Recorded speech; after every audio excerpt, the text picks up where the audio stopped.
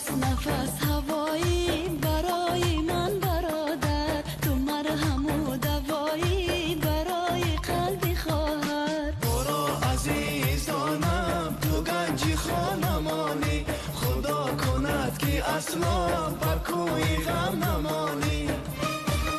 هوا هوا آبی و روشن، ببین ببین گلی این گلشن، تو خود گلی گلی رعنایی، برای من خوب و یکتایی. نشانه ای اهلی اجدادیم در این دیار شاد و آزادیم. نشانه ای اهلی اجدادیم در این دیار شاد و آزادیم.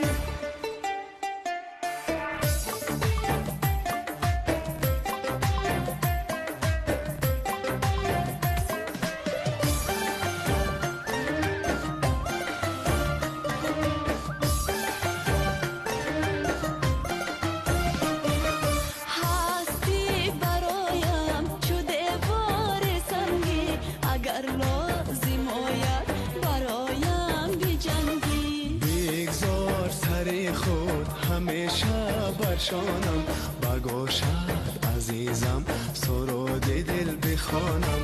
برایت برایت بیا غزل بخوانم. نشانه ای اهلی اجدادیم در این دیار شاد و آزادیم. نشانه ای اهلی اجدادیم در این دیار شاد و آزادیم.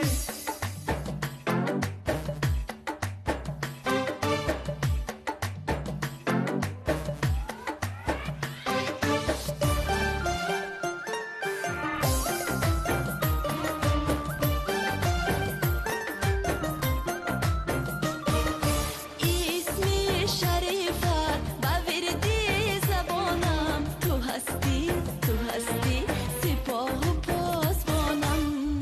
اصلا نگو که تو تنهایی تنها، که با تو قرینن ستاره و ملک ها. بیاور کشاییم به اوجی فلک ها. نفس نفس هوایی برای من برادر، تو مرهم و دوایی برای قلبی خواهر. تو را عزیزانم تو گنجی خانمانی، خدا کند که اصلا بر کوی غم نمانی.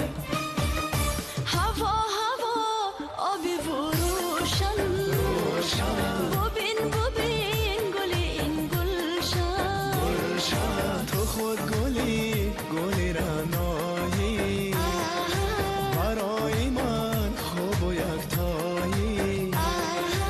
نشانه ای اهلی اجدادیم در این دیار شاد و آزادیم. نشانه ای اهلی اجدادیم در این دیار شاد و آزادیم. تشکر میگویم به شما برای تشریف، برای سخنهای بسیار هم پرمضمون، برای تمنیات زیبا، برای این سرود بسیار زیبا و نازنین که اینجا پیشکش کردید و فکر میکنم که اولین بار است که طریق شبکه ما پیشکش میشود. البته همینطور و شما موفقیت میخوایم و نوروز جهانی بار دیگر مبارک.